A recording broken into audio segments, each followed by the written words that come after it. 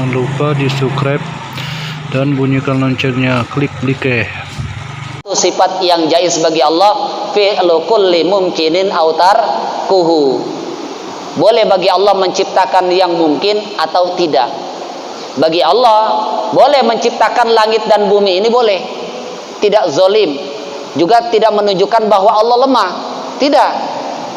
Walaupun tidak menciptakan langit bumi, Allah dikatakan kuasa, ya, dikatakan kuasa. Bahkan ketika memberi rizki kepada makhluk dan tidak, itu tidak zalim bagi Allah. Fi'lu kulli mumkinin autar kuhu. Jadi kalau dijumlahkan 20 sifat yang wajib, 20 sifat yang mustahil, tambah sifat yang jaiz 1, itu jadi 41 akidah tauhid. Ketika kita mengucapkan kalimat la ilaha illallah, di situ kita sudah meyakini 41 akidah tauhid.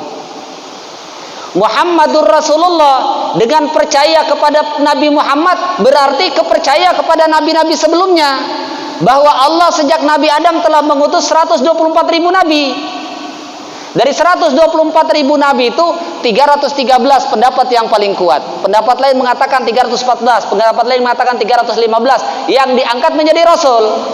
Setiap rasul sudah pasti nabi, tapi nabi belum tentu rasul. Artinya rasul derajatnya lebih tinggi daripada nabi. Dan dari para rasul itu, dari 313 itu hanya 25 yang wajib dikenal nama-namanya. Artinya begini, mengapa wajib dikenal? Kalau seseorang ditanya kepada mereka, apakah yang wajib, dia maksud wajib kenal tersebut harus bisa menyebutkan? Tidak. Cuma kalau ada orang bertanya, Nabi Ibrahim Nabi Rasul bukan? Dia menjawab, iya, itu sudah dikatakan mengenal.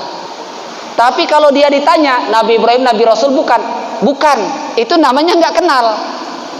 Nah, murtad kalau dia tidak mengenal, berdosa kalau dia tidak mengenal yang 25 tadi. Bahkan kalau tidak mempercayainya, itu jadi murtad. Kenapa? Sepakat ulama ahli tauhid mengatakan wajib mengenal 25 nabi dan rasul. Setiap nabi itu punya umat. Dan bedanya nabi dan rasul, kalau nabi mereka laki-laki, manusia. Mereka dapat syariat tetapi tidak wajib disampaikan, tidak wajib tabligh. Tidak wajib disampaikan kepada umatnya. Sedangkan rasul, mereka manusia, laki-laki. Mereka dapat syariat dan wajib disampaikan kepada umatnya. Inilah yang menjadi perdebatan, apakah Nabi Adam nabi atau rasul? Sebagian ulama ahli tauhid mengatakan bahwa Nabi Adam hanya nabi saja, bukan rasul. Kenapa? Kalau seorang rasul tentunya saat Nabi Adam diutus sudah ada manusia. Tapi saat Nabi Adam diturunkan ke bumi, baru Nabi Adam itulah manusia satu-satunya. Kalau dia seorang rasul, kepada siapa syariat itu disampaikan?